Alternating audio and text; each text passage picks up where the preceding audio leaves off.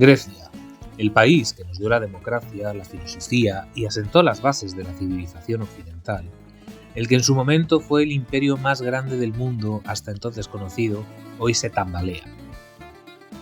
Hoy no vamos a hablar de la Grecia gloriosa del pasado, sino de la Grecia moderna, una historia de crisis, rescates, populismo y finalmente recuperación económica. Una teórica recuperación que encierra un sinfín de peculiaridades que hacen que desde cierto punto de vista no se pueda hablar de recuperación en sí. Porque si algo ha definido a Grecia en las últimas décadas no es su espectacular mar azul, sino su monumental deuda pública, la austeridad derivada de esta y un futuro económico que no parece demasiado ilusionante. Así que empecemos repasando cómo Grecia se estrelló contra el abismo económico en 2008. El gran colapso. En 2008, cuando la crisis financiera global golpeó al mundo, Grecia fue una de las primeras víctimas europeas en caer. Después de años de gastar a lo grande, gastando el dinero que no tenía, la burbuja reventó. El país estaba literalmente quebrado. En 2010, la deuda pública griega alcanzó niveles insostenibles, superando el 100% de su PIB. Así que tuvieron que llamar a la famosa Troika, Fondo Monetario Internacional, Banco Central Europeo y Comisión Europea, para un rescate. La receta: austeridad extrema. Pero esto solo empeoró las cosas. El PIB se desplomó un 25%, el desempleo superó el 27% y las protestas se convirtieron en parte del paisaje urbano. En medio de este caos, un político joven y carismático apareció como la nueva esperanza del pueblo, Alexis Tsipras, líder del partido de izquierda radical Syriza. En 2015, Tsipras ganó las elecciones con la promesa de acabar con la austeridad impuesta por la Troika y devolver la dignidad al pueblo griego. Pero Tsipras ni de lejos cumplió sus promesas. En un primer momento se enfrentó a Europa, amenazó con abandonar el euro, hizo un referéndum y al final se rindió. En lugar de rechazar los rescates, firmó uno nuevo por valor de 86.000 millones de euros. Los griegos, que esperaban una revolución, recibieron más de lo mismo, austeridad y más austeridad.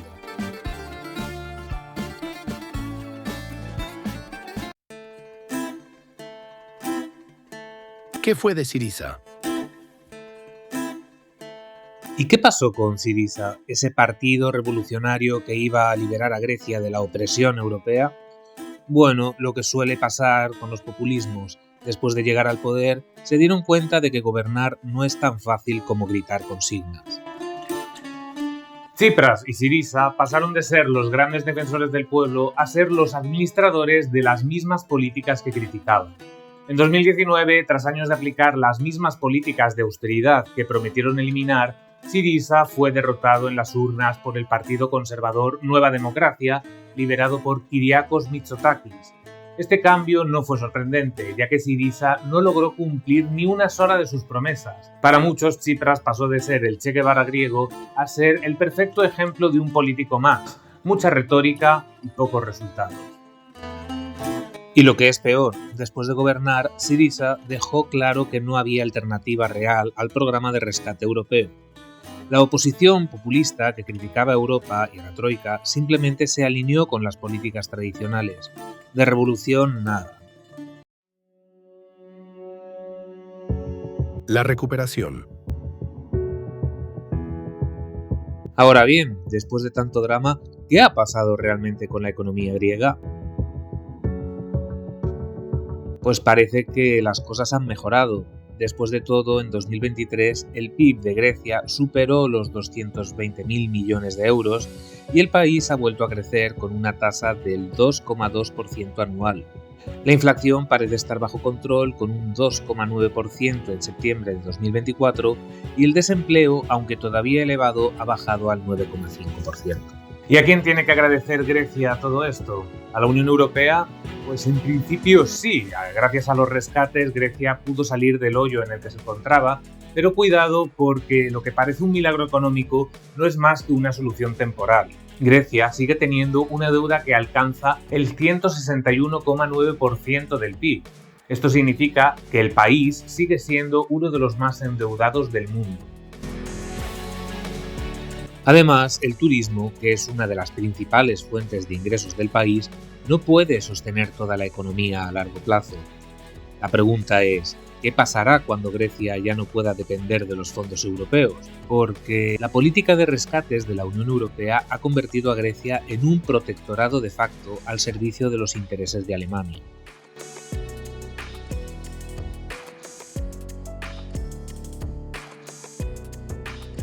Muchas propuestas de estímulo económico que podrían haber revitalizado la economía griega y que ya habían dado excelentes resultados en países como Israel o Nueva Zelanda y que se están poniendo en marcha en países como la vecina Bulgaria, sencillamente fueron tumbadas por la Unión Europea a cambio de fondos, llevando a Grecia a una deuda que jamás podrá pagar y convirtiéndola en un estado plenamente dependiente.